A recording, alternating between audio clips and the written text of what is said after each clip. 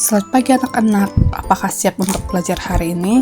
Kali ini kita akan belajar materi IPAS bab 1 jenis-jenis sampah dan manfaat memilah sampah. Tujuan pembelajaran 1. Siswa dapat mengelompokkan sampah organik dan anorganik. 2.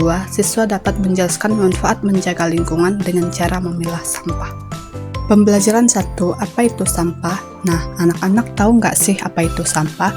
Dan di mana anak-anak sering menemukan sampah? Jadi, sampah adalah benda sisa yang tidak digunakan lagi dan dibuang oleh manusia. Setiap hari kita menghasilkan sampah dari berbagai aktivitas seperti makan, belajar, dan bermain. Selanjutnya adalah jenis-jenis sampah. Nah, jenis sampah seperti apa sih yang ditemui anak-anak di lingkungan sekolah dan di rumah? Jadi, sampah dapat dibedakan menjadi dua jenis utama. A. Sampah organik. Ciri-cirinya mudah membusuk, berasal dari makhluk hidup. Contoh daun kering, sisa makanan, dan kulit buah. Manfaatnya bisa dijadikan kompos untuk menyuburkan tanah. B. Sampah anorganik. Ciri-ciri sulit membusuk, biasanya berasal dari bahan buatan manusia. Contoh plastik, kaleng, kaca, dan kertas. Manfaatnya bisa didaur ulang menjadi barang baru. Selanjutnya, mengapa sampah perlu dipilah? Nah, anak-anak tahu nggak sih apa itu memilah sampah dan apa pentingnya kita memilah sampah? Pemilahan sampah artinya memisahkan sampah berdasarkan jenisnya. Pentingnya kita memilah sampah: 1. Memudahkan proses daur ulang. 2. Mengurangi sampah yang mencemari lingkungan. 3. Menjaga kesehatan masyarakat. 4. Sampah organik bisa dimanfaatkan sebagai kompos. Dan yang kelima, sampah anorganik bisa dijual atau diolah kembali. Kemudian, cara memilah sampah di rumah atau di sekolah. Nah, anak-anak tahu nggak sih cara memilah sampah yang baik?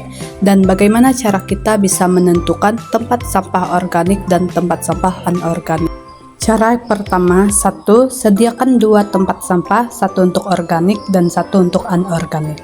2. Beri label dan warna berbeda, hijau sampah organik, kuning sampah anorganik. Yang ketiga, cuci sampah plastik atau botol sebelum dibuang. Dan yang keempat, gunakan kembali benda yang masih bisa dipakai. Selanjutnya, di sini anak-anak diminta untuk menentukan jenis sampah yang ada di lingkungan sekolah. Yang pertama, daun kering. Daun kering adalah jenis sampah organik karena termasuk jenis sampah yang berasal dari alam dan mudah membusuk. Kedua adalah sedotan, itu adalah jenis sampah anorganik. Botol kaca adalah jenis sampah anorganik. Kotoran hewan adalah jenis sampah organik karena bisa dijadikan kompos atau pupuk. Selanjutnya, plastik termasuk jenis sampah anorganik karena dapat didaur ulang. Dan yang keenam adalah kulit buah, termasuk ke dalam jenis sampah anorganik karena dapat membusuk dan berasal dari makhluk hidup.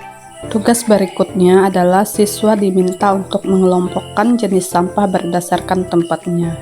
Yang pertama adalah daun kering termasuk ke jenis sampah organik, botol plastik termasuk ke jenis sampah anorganik, kulit pisang termasuk ke jenis sampah organik, dan ranting pohon termasuk ke dalam jenis organik. Nah, jadi sampai di sini dulu materi pembelajaran kita hari ini. Semoga apa yang telah Ibu sampaikan bermanfaat untuk anak-anak dan sampai ketemu di materi pembelajaran berikutnya.